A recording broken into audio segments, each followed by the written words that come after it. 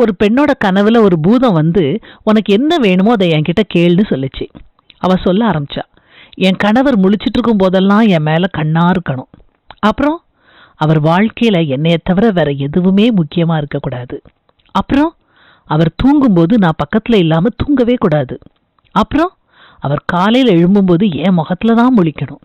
அப்புறம் அவர் நான் இல்லாம எங்கேயும் போகக்கூடாது.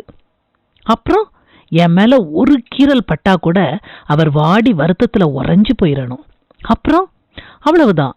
உடனே பூதம் அந்த பெண்ணை ஒரு ஆண்ட்ராய்டு போனா மாத்திட்டு. இது ஒரு நகைச்சுவை கதையா இருந்தாலும் இதுல உண்மை இல்லாம இல்ல. இந்த காலத்துல சின்ன பிள்ளைங்கள்ல இருந்து பெரிய ஆட்கள் வரைக்கும் எல்லாரும் போனை வச்சுதான் எப்ப பார்த்தாலும் நோண்டிக்கிட்டே இருக்காங்க. நேரா இருக்கிற மனுஷங்க கிட்ட பேசுறதை விட போன்ல பேசுற ஆட்கள் கிட்ட பேசத்தான் ரொம்ப ஆர்வமா இருக்காங்க.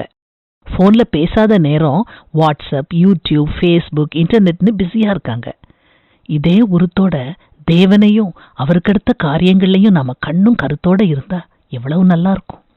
ஒவ்வொரு விஷயத்துக்கும் தேவன்கிட்ட ஆலோசனை கேட்டு கேட்டு நடந்தா எவ்வளவு பிரயோஜனமா இருக்கும். நம்முடைய வாழ்க்கையில சந்தோஷமும் சமாதானமும் நிறைஞ்சிருக்குமே. வேதத்துல தாவீது சொல்றத கேளுங்க. தேவனே, உமது ஆலோசனைகள் எனக்கு எத்தனை அருமையானவைகள். அவைகளின் தொகை எவ்வளவு அதிகம். அவைகளை நான் எண்ணப் போனால் மணலை பார்க்கிலும் அதிகமாம். நான் விழிக்கும் போது இன்னும் மண்டையில் இருக்கிறேன்.